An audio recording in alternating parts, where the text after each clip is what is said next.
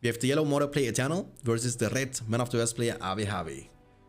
So it's a, you know, epic clash between good and evil, just like in the good old days in the films. Maganda!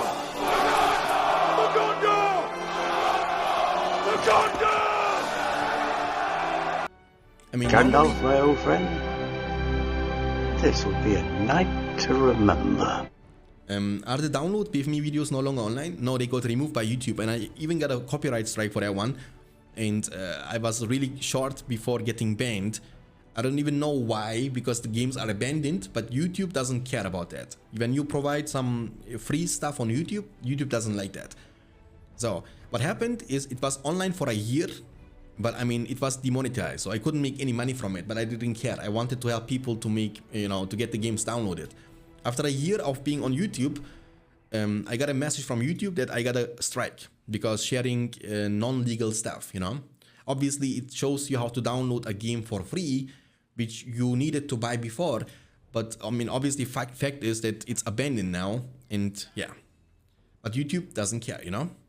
We have 3 farm, 4 farm into the barracks. On the other side, we see tavern opening. That's one of the major differences between the version 8.5 and the version 9.0 beta what we are using, because this building wasn't existing in Rise of the Witch King in the earlier versions of the patch 2.02. It got completely new included. I mean, this building is existing in BFME 2 already, but earlier, in order to recruit the Corsairs, you had to get your Haradrim Palace to level 2, and also for the upgrades, you had to build the Siege Works, you know? Now you don't have to do that anymore, which gives Mordor a new potential in the beginning of the game with the Corsairs of Umbar. Look at them. The Pirates pack. Okay, in the meantime, Avi is moving down to the bottom. He will be trying to creep this. Yeah, it's kind of bad, you know. I wish I could get the videos again uploaded, but it's too risky, you know. I don't want to get my account banned. I mean, I've been working and grinding on this YouTube channel for a long time. It would be a shame to lose a channel with 20,000 subscribers, you know. I don't want to risk it. Because they told me, you know, one more thing in the next 6 months and arrivederci, my friends. Corsairs are also pretty lit with the firebombs. Missing control bar because, you know, this is not the full version of the 9.0 yet. They have to still implement a couple of stuff, like for example text files. For example, the rallying call description is also misleading because the buff system got completely reworked. So basically you get now less buff. Your debuff system is also completely reworked. Less buff, less debuff. That means less powerful abilities to make your units way stronger. The farm is going to be taken down. Oh, he wanted to steal the money, I believe. I don't know if he was able to steal the money. Abe is creeping in you know, in the meantime. He was losing a farm, but I think it's okay because he will get more money from the creep at the bottom left and from this creep at the same time. But we know you shouldn't give Mordor too much time. You know, you shouldn't give Mordor a free pass into the mid to late game because then you will regret it. Finally, 2.02 is back in stream, yeah. Okay, they have also pillage, yeah? They have also pillage, that's kind of crazy. Wait, who owns the rights of the BFME games? I believe nobody. I mean, EA Games lost the rights. So it's like a funny story though. Like, if you don't know, the reason why BFME 1 had no factions like elves and I don't know, like dwarves, is because when EA Games was making the Battle for Middle-earth 1, they had only the rights for the films, for the trilogy. So they couldn't include anything from the books into the game. That's the reason why we have like only content in Battle for Middle-earth 1 which was based 100% of the trilogy. The units you see, the heroes you see, the abilities you see from the heroes, all of them are coming from the films because they couldn't include anything from the books. And then they got the rights for the books, then they made BFME 2, you know. Mrs. Mock, good. Mrs. Mock, welcome to the stream, I appreciate it, my man. Okay, big fight in the middle. Corsairs, they can use the firebomb to, you know, stay out of range, but they should keep shooting. Oh, he has like a cooldown now. Oh, that's new though, because in the earlier versions of the beta I've been using to cast, this had no cooldown. They could permanently throw firebombs, but I think they made it so the Corsairs were just too powerful to tune them down a little bit. 5 power points in the bank, 550 command points for Avi, 450 command points and 3 power points in the bank for Mordor play Eternal. The push is happening. The Corsairs are not really participating in the fight. Now they're gonna throw some more rocks. The pikemen are not in position. Beautiful trampling coming from the Gondor Knights, but you can see the fire on the ground is damaging those soldiers a lot. However, in the shield bow formation, in the all ground stands, in the rallying call buff, they are quite durable. They can tank quite a lot of damage. The farm here is gonna be taken down. He's gonna be able to defend this farm too against those Easterlings. Eternal is trying to micro around, but I think it might not be enough. It might not be enough. No way. I mean, dude, you would be surprised about how often this actually happens in the games. Beautiful trample one more time from the Gondor Knights, and he's cleaning up the Corsairs from the battlefield. And Mordor is dropping down to 400 command points only, and while man is up to 650. I mean, creeping early game was quite efficient and did help the Man of the West player quite a lot to get that strong. Now it's a snowball situation. Mordor has to try to defend himself, which is easier said than done, because Ave, being one of the greatest players of the game, he knows how to close the gates. And I think that's one of the major differences between good players and great players like Ave, because even good players, they kind of struggle when it comes to finish off the game. They have a lead, they can snowball the lead to a point in which they have double the command points, they have way more power points, they have powerful heroes, but then they cannot really end the game. And we see a comeback potential, but it's very tough to come back against people like Smoky, Ave, Sauron, and so on. It's a quarterfinals because we have only 8 people, so we are starting pretty much right with the quarterfinals. That good. The slaughterhouse here is gonna be not protected, going down. Mordor is suffering, and we will have a deja vu situation from the films, and Mordor will get wrecked completely. Lone Tower Summon has been also used. The Lancers are trying to achieve something, but you know, it's hard. We have a stable level 2, barracks level 1, 2 of them, no archer range needed. Spam soldiers and go for the cavalry. That's all you gotta do. I mean, the last remaining slaughterhouses are gonna be also under attack. This one is gonna be taken down first. And GG is gonna be called, just like that. It's a very quick game though. I mean, we have Dwarves against Mordor. So Mordor once again in 2 out of 2 games, but this time Avi is gonna play the Mordor faction and not Eternal. Unlike in the last game, Eternal is playing his favorite faction. Eternal likes to play the Dwarven faction the most. So with that being said, I'm, quite, curious about the performance, because this map can actually be good for the Dwarven faction. Remember, the Dwarven weakness is the lack of movement speed, but on this map you have the chance to set up a little bit of a snowball effect with the Dwarven mineshafts, and you can just teleport from one location to another location. So the bigger the map is, the better the connection of the mineshafts is going to be, and the more important it's going to be. I mean, we might see hopefully a late game potential. I would love to see from time to time games which are going really like into 20 to 30 minute mark, in which we can eventually see some hero action, we see some PowerPoint action in the mid to late game.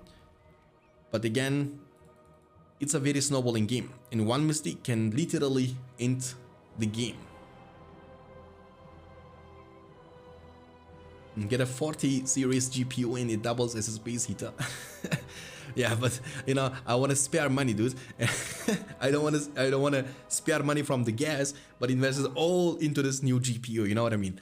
My PC is good enough to handle the games I'm playing. I mean, literally, I'm not using it for anything else but using playing BFME games. So I'm not planning to update my PC. It's best of 5, best of 5, best of 7. Okay, again, creeping action is going on. Ave is expanding offensively, which is definitely something you can do on a map like this. And what is the plan of Ave, boys? What is happening? Slaughterhouse number 1, number 2, number 3, number 4, number 5, number 6, number 7, number 8. 8 slaughterhouses before any production building. And guess what? It's going to work out too. Because Eternal is only creeping. He's not punishing. He's not pushing forward. And by the time he's gonna rush a hero, by the way. Oh, this might be, he's going for the 1500 hero. You know what? He can cancel it. I'm telling you guys. Imagine how dope this would be. He can cancel it because he is getting so much money and so much value. He can cancel it and go for a fail beast. It would be literally GG. Literally. Like, you need so much setup to kill the Fell Beast, and then you have like an insane mobility too. You can, you know, crush the mine shafts, you can crush the enemy units, his production, his, you know, money income, everything.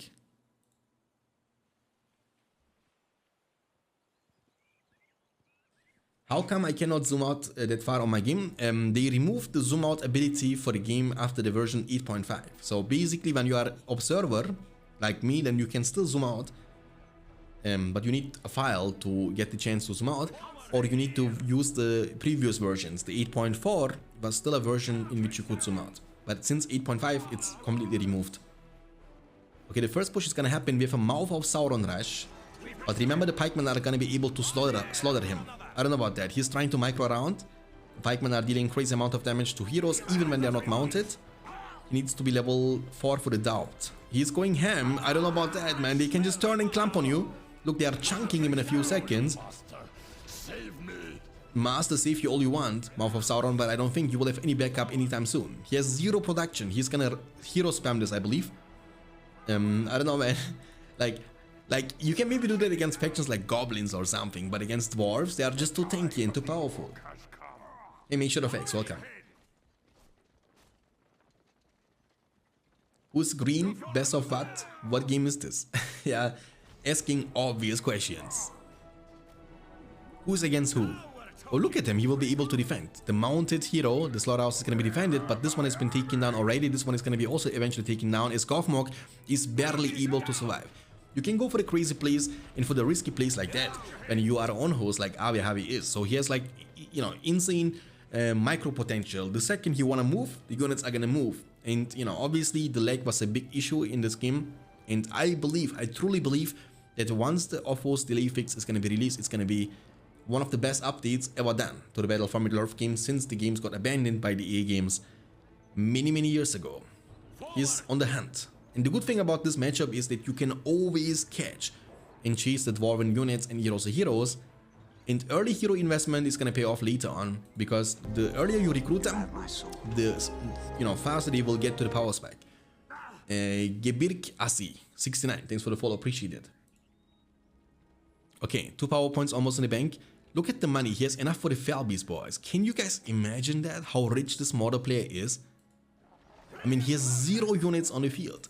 All he got since the beginning of the game are 2 heroes, Gothmog, the leader of the Orcs, and Mouth of Sauron, the Black Rider. Is he gonna go greedy and go for the Witch King? I mean, he has the, you know, the Fortress upgrade, which gives him some sort of reduction of the hero cost. So he can now recruit Witch King, I believe, for what, 4,500, if I'm not mistaken. I'm pretty certain that he can get him for 4,500, and he will get him on the field. This Witch King from Mordor can get mounted on the Fell Beast, or he can be on foot, unlike the Witch King from the Engma, who can be mounted on a horse or be on foot. Yeah, he has enough money for the Witch King now. Gebirk Assi, thanks for the primers after the follow for the first time to the channel. Really means a lot. Thank you, good sir. Gebirk Sassy 69 just subscribed. Welcome to Beyond Standards crew. Thank you very much. Really means a lot. Okay. I mean, it's unbelievable for me. It's very hard for me to understand. How is this possible? How is the Mordor player still in the game with 2 heroes exclusively? Now he's making finally some production buildings, Orc Pit and Haradrim Palace. But it's a very interesting and greedy game from ROTWK. Maybe he's okay. Maybe he's like, okay, I'm you know 1-0 ahead. I can try something weird, and if it doesn't work out, I can still win in the upcoming game. I mean, he was trying to go for the Demolisher, but I don't think it's gonna be effective anytime soon. Gothmog is running for his life. Lots of extroverts on the field, but it's not gonna be a Nazgul or a Fell Beast. It's gonna be a Witch King with one of the best debuffs in the game. And he doesn't need to be flying. He can just be on his foot and still catch up to the Dwarven units. And he's also extremely tanky. There comes the Witch King. He has 6,000 HP, by the way. And yeah, look, melee damage 300, debuff with level 2, crazily strong. It's a passive debuff, which means permanent debuff as long as the Witch King is nearby. Your units are gonna lose more than a quarter of their damage. Demolisher is coming. Now the question is, can the Demolisher achieve what Eternal is looking for? That's a, you know, that's a respectable amount of army. But the Opt is going to be used to debuff them. Witch King is still only level 1. He has a Grandma animation of attacking. He's even chunking this, but he's attacking once every 25 seconds. Hobbit Summon will be used, which is great because Hobbits are countering heroes. He needs to be level 2. I mean, he's very slow in attacking. Look, very green, tuk. You're full of a tuk. But Witch King is running for his life. The Demolisher isn't moving. Gothmog was able to chunk him. I don't think the Demolisher, this one is going to be effective enough. Witch King is running for his life. The Men of Steel are on the hunt. They are looking to chase down the leader of the 9. I mean, he has some Easterlings on the field, some Black Orcs from the Orc Pit level 2. He's trying to buy enough time to be ready once the Demolisher is making it to the fortress. You gotta be ready, otherwise it's gonna chunk you. Remember, the Demolisher is also able to trample down units as you are moving over it. Length plus I for the double buff action, and looks like the Dwarven player is gonna be like, okay, I'm out. But in the meantime, please take a look into the minimap, boys. The minimap is what is important for us to see what is going on. The slaughterhouse here will be found, level 2, which means minus 75 command points. Looks like Awe is not planning to let it go. He will try to defend this, which he should, because it's only 1 extra over. Command point wise, we have 525 for Mordor. I mean, he has 3 powerful heroes, right? I mean, you know, obviously Mouth of Sauron, Gothmog and Witch King, but he has not that much money left anymore. And on the other side, we have 925 command points for Eternal. 4 power points in the bank after the Hobbits in Rallying Call. He was also able to creep a lot. Basically, all the map beside this one at the bottom left side got creeped, and this one. Witch King is popping off.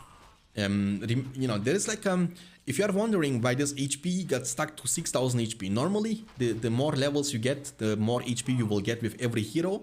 But they made it so it's a bit unique for the Witch King of Mordor. He gets a bit more armor. You know, there is like an armor set you cannot see in the game, but it's in the coding.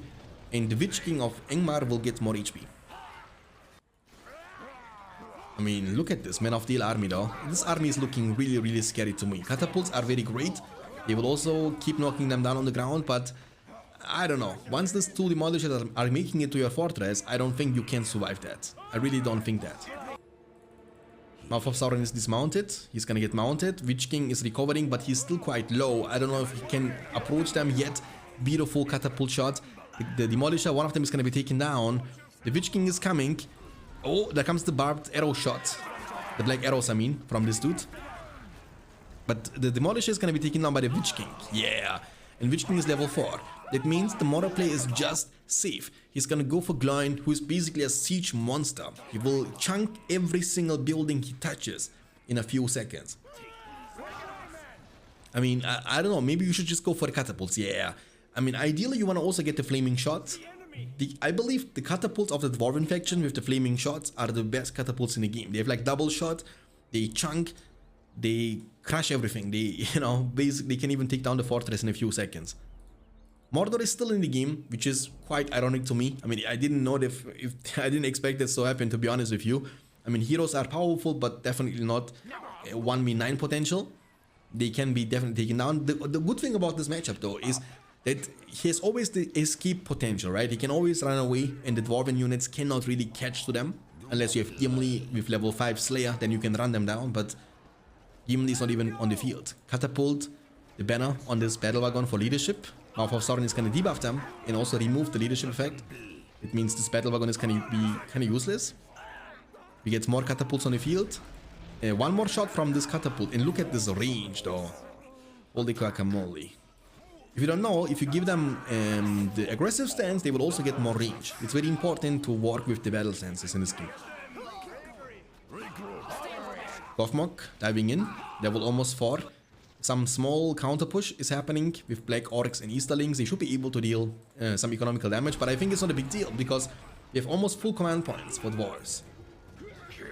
Witch King is coming behind. He's trying to kill some catapults, but he's being chunked. The debuff is very important though. Look how tanky he is against arrows, you know?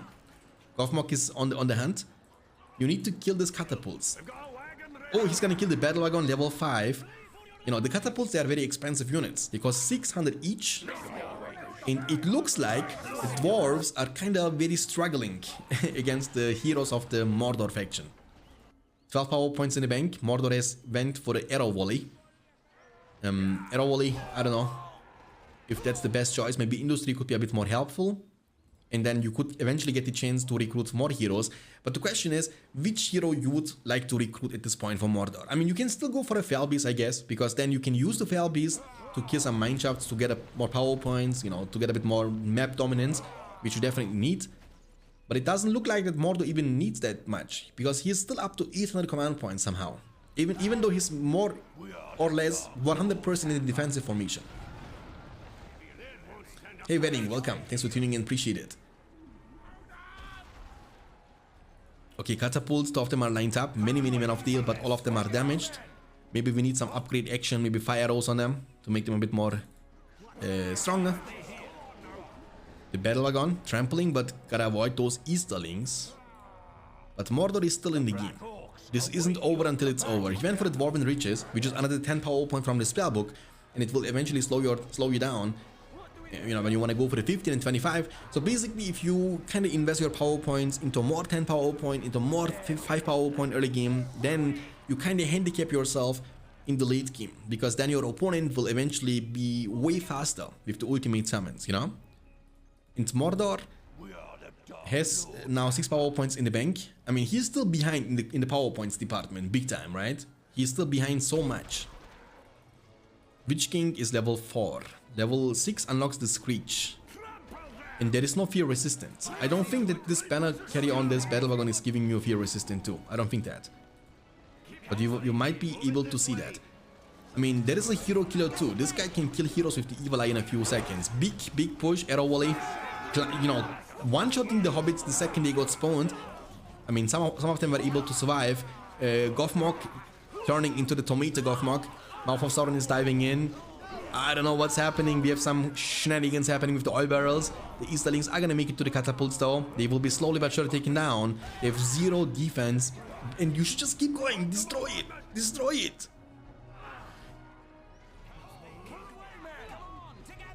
And does Worm auto kill the catapults when it spawns? I have no clue, my friends.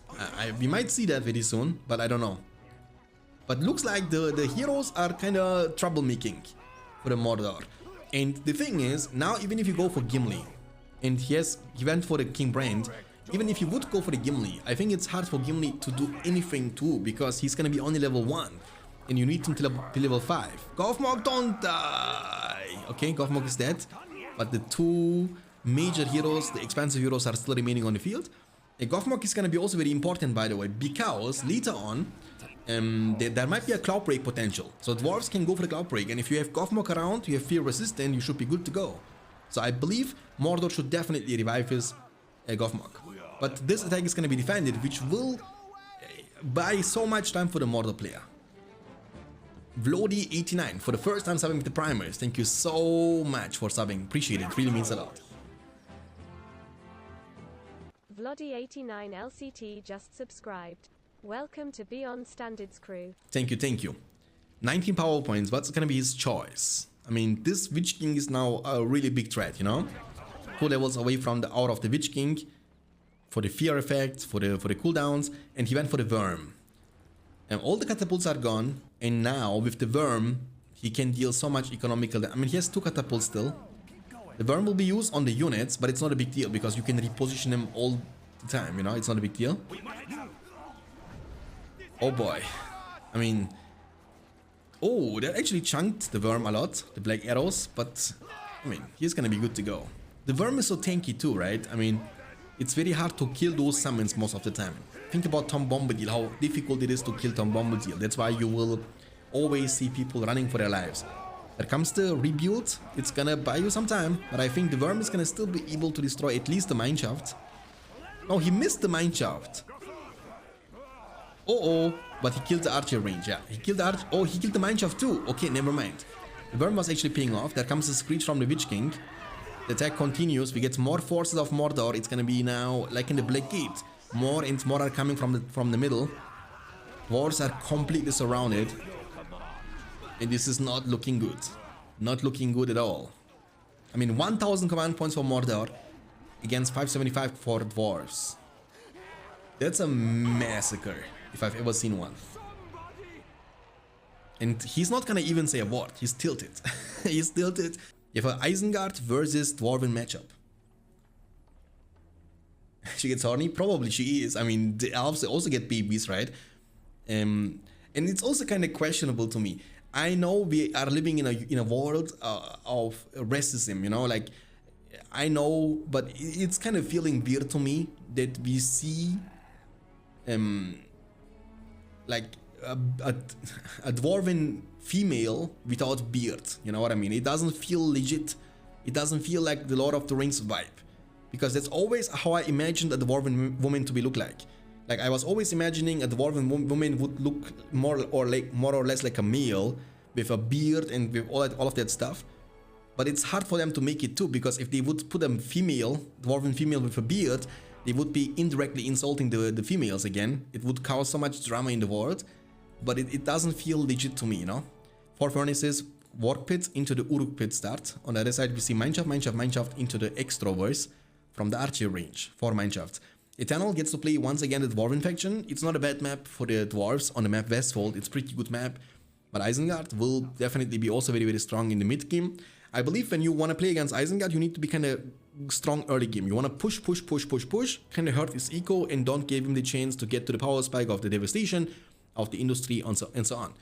Because in the late game, no faction can compete with the economical advantages of the Isengard faction. It's an eco faction with like 3 spells: devastation, industry, field of fires to make money, and you have even the pillage from lords, you know? And dwarves have none of that. They have only Dwarven riches, and that's pretty much it. Ring is open? Yeah, ring is always open. Galadriel, the strongest elf, the wisest, but the actor doesn't deliver that. Exactly. And I'm wondering where they are saying that's the most expensive series of all time. But there is no famous actor in the show. I mean, I don't know about you guys, but I haven't seen any of these actors in any other series, nor any film. Maybe I did, but I didn't recognize them. And for me, it's when I would like to make a show that should be one of the greatest shows of all time, then I would literally invest most of the money into hiring professional and well-known actors. You know what I mean? Like, you put, I don't know, like Margot Robbie or something, you know what I mean, as Galadriel, or anything like that. Like a famous actor who has like an incredible fan base and who could bring you like a huge audience. But I believe these actors, they are really rookies, you know? They just started acting or something, all of them. Don't let them bite. Alright, I didn't know that.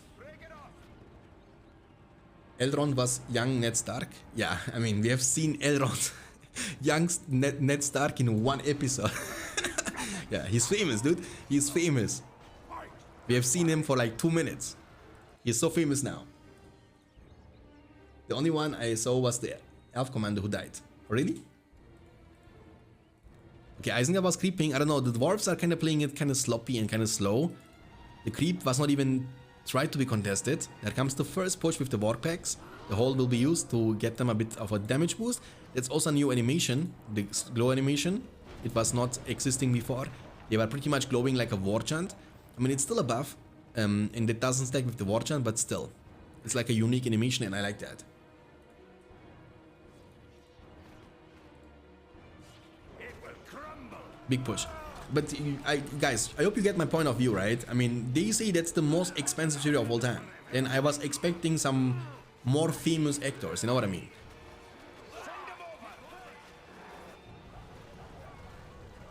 Oh. Hello, darkness, my old friends. Rest in peace, builder. Lord of the Rings was also unknown actors, mostly. I mean, Legolas was definitely known, Legolas. But I get what you mean. But it's a film. Thanks for the sub for 6 months with Prime. Choof. Thank you, my good sir. Appreciate it. Chuaf just resubscribed for 6 months. Ahoy. Possibly got asked 1,000 times already, bit what is your opinion on the Rings of Power? I mean, I just answered the question, but like, you know, TLDR, I don't think it's very good. I don't think it's the worst thing in the world either, but I think it's very slow show. Like, I don't think you miss quite a lot when you don't watch a full episode. Nothing really important happens. It's going really slowly. I mean, Lord of the Rings trilogy was also like that at some point, but the topic was much more interesting to deliver. And I don't know, for a series which should be one of the most expensive series of the world, it doesn't feel that way. You like Stream Snipe? I like On Host. You only play in tourney and then Stream Snipe. Nice of you. Oh. Uh-oh. And that's more entertaining to me than the Rings of Power. That's more entertaining to me than Rings of Power. The flame wars of the battle for Middle-earth community. Did you watch today's episode? No, I didn't watch today's yet. But I will give it a shot later on.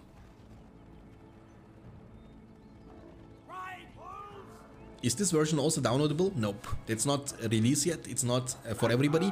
I mean, they shared it in Discord, so you can still download it, but it's not like officially on any website. It's a beta patch, which means it's being constantly changed, and you cannot keep up with the speed. So you download a file today, but it might be outdated tomorrow anyway. So it's the best way. The best way is to just wait, you know, until they fully release the version. This one of action, finally. Okay, big commitment with the Warp Riders. Pull them out. The map is not looking good for dwarves. Maybe some battle wagons could be nice, but there comes the pikeman, and he has not even a forge works up on the field. Ave is literally everywhere. He's dominating the race of man. When is BFME eForge gonna be released? That's my favorite question. Hey, eForce, that's my favorite question, my friend. I mean, what do you think? What do you think? They made an announcement almost 5 years ago. Since 5 years, all they showed were pictures and images of buildings and units. But did they ever show any playable stage of the game? Did they ever show the actual progress in the gameplay, which is the most important part of a video game? The answer is no, they didn't show that. So, when realistically speaking, it might be released in 2045. With the speed of the team currently, it will definitely take a long time. A lot of stuff got changed since then, but the answer to the question of release never changed. Every time you will ask them when the release is, they will always give you the same answer. But yet again, they are asking for donations. So the one tip I can give to you, because I care about you guys, don't donate anything. Don't donate anything. If they release it, then you can donate afterwards. But don't then donate, because there is a lot of scam going on in the internet world, and I don't want you guys to lose your money for no reason. Just be patient. When they release it, you can donate as a way of saying thank you, because they cannot go to hell. Oh. You have my sword.